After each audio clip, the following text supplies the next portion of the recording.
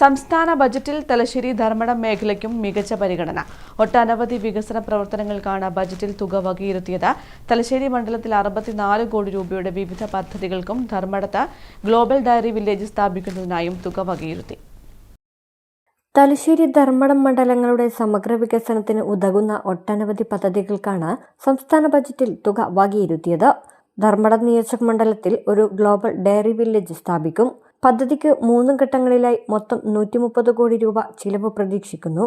ഇതിനായി ബജറ്റിൽ 10 കോടി രൂപയാണ് വകയിരുത്തിയത്. ചിറക്കുനിയിൽ KSFDCയുടെ നേതൃത്വത്തിൽ മൾട്ടിപ്ലക്സ് തിയേറ്റർ കോംപ്ലക്സ് നിർമ്മാണത്തിനും ബജറ്റിൽ തുക നീക്കിവെച്ചു. കോടിയേരി മലബാർ ക്യാൻസർ സെന്ററിന് 35 കോടി രൂപയാണ് വകയിരുത്തിയത്. റോബോട്ടിക് ശസ്ത്രക്രിയാ സംവിധാനം ഉൾപ്പെടെ അത്യാധുനിക സംവിധാനങ്ങളാണ് MCCയിൽ നിലവിലുള്ളത്.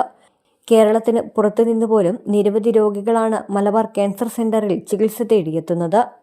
പൈതൃക നഗരിയായ തലശ്ശേരിയുടെ ടൂറിസം രംഗത്ത് ശ്രദ്ധ നേടിയ ഇടവും ദിനവും സ്വദേശികളും വിദേശികളുമായ നിരവധി സഞ്ചാരികളെത്തുന്നതുമായ തലശ്ശേരി കടൽപ്പാലം നവീകരണത്തിന് 10 കോടി രൂപയും വകയിരുത്തി.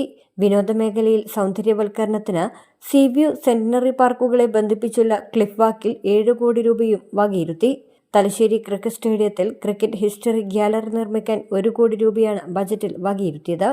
കോടിയേരി ബാലകൃഷ്ണൻ മെമ്മോറിയൽ കൺവെൻഷൻ സെന്ററിന് 7 കോടി രൂപയും കതിരൂരിൽ സ്വിമ്മിംഗ് പൂൾ നിർമ്മാണത്തിന് 2 കോടി രൂപയും എരഞ്ഞോളി EMS മിനി സ്റ്റേഡിയം നിർമ്മിക്കാൻ 2 കോടി രൂപയും ഉൾപ്പെടെ ആകെ 64 കോടി രൂപയാണ് വിവിധ പദ്ധതികൾക്കായി തലശ്ശേരി മണ്ഡലത്തിൽ ബജറ്റിൽ തുക വകയിരുത്തിയിരിക്കുന്നത്.